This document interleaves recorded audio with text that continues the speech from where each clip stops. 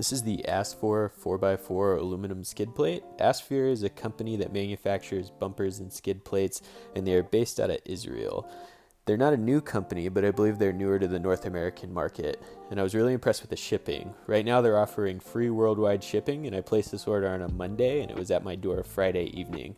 Not bad for free. Overall, this is a pretty affordable setup, coming in at $320 for the 4th Gen 4Runner and Lexus GX 470. As I mentioned, this is made out of 1/4 inch aluminum and weighs 25 pounds, including the mounting brackets and hardware. So we're going to toss this thing on the 4Runner, but first we got to pick up a few other things.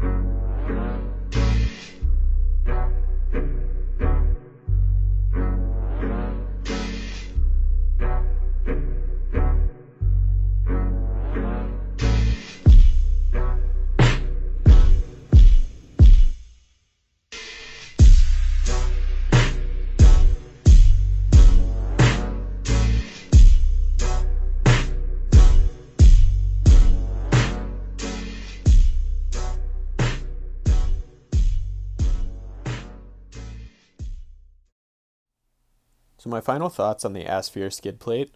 I don't necessarily think it's going to be for everyone. Obviously being constructed of aluminum, it's not going to offer the same protection as a full steel one would, like CBI or C4 Fabrications. But for me, the main benefit is the weight savings. Only coming in at 25 pounds, that's going to save me a ton of weight up front with the bumper and the winch that I already have mounted. I definitely want to keep those weight savings low.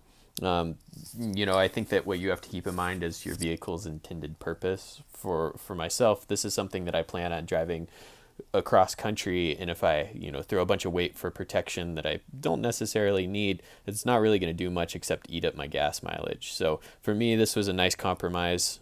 There are not a lot of competitors to the Asfir skid plate from what I've seen, something being constructed out of aluminum and at this price point.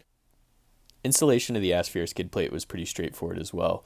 For the most part, you're just removing the factory skid plates and then mounting this one in its place using all the existing mounting locations. The one addition to that is a spacer bracket that you have to install. As you can see from the video, it's just 2 bolts that just go into the subframe. My only real criticisms are, one, the finish. It's pretty blingy. That's probably not going to be for everyone.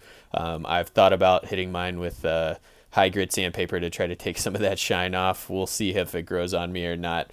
My second criticism would be the hardware that it comes with. I actually snapped off a bolt while trying to install this, and I wasn't really cranking on it. It kind of just snapped off when I wasn't expecting it at all.